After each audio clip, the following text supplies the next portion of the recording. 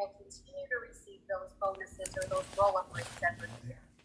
So She just wants realistically, to in say it. order for an insurance company to offer, truly competitive product, the 10-year treasury needs to be at least 2.5 to 3% or above. So you can see here from this first slide that a year ago today, the 10-year treasury was just a little above 2.5%. And then ever since then, every single month over the past 12 months, for the most part, has slightly decreased. Many of you probably remember last September, at the beginning of September, end of August, first part of September, we saw a lot of changes with annuity products, right? Pretty much every single carrier had a rate decrease at the beginning of September. We saw bonuses change. We saw withdrawal rate factors on those income riders being reduced. And we even had one carrier nationwide that cut their commissions. They lowered their commissions to the agents. So I'll explain why that happens in a minute, but that's all relative to the movement of the 10-year treasury. So fast forward to today, I actually printed this slide on Monday. So on Monday, the treasury was at 0.5 when I printed this slide. I think today, I haven't looked at it since this afternoon, but it was around 0.7, 0.8 is where it was fluctuating, which is good. That's better. But if most of you remember on Monday, this past Monday, it dropped down to 0.3%.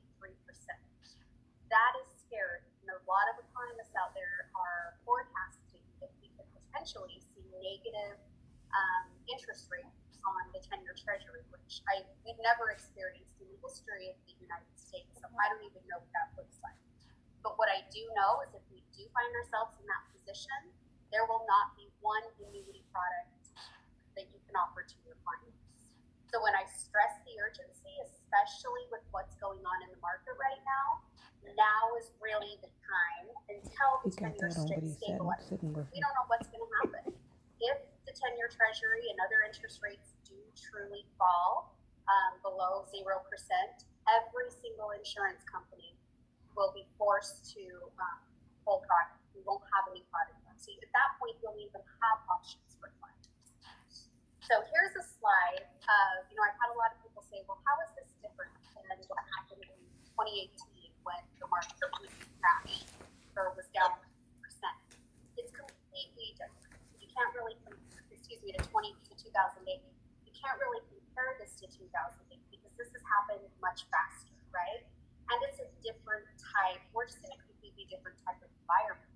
In 2008, the decline that the market had was due to our domestic economy, right? It was subprime lending and a couple other things. And that's what really drove the market crash in 2008.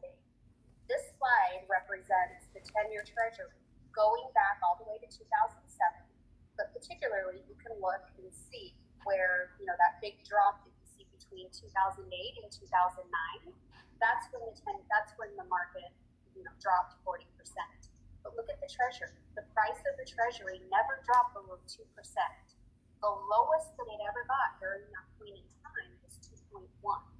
So even though the market had a big 40% crash, over a 6-week period, we still had competitive products to offer because the treasury was still around 2%. Now fast forward to today in 2020, and you can see we're standing at about 0.5% right now. So it's just a completely different time. And what's affecting the market is more of a global issue. It's not a domestic issue. So it's more than likely going to get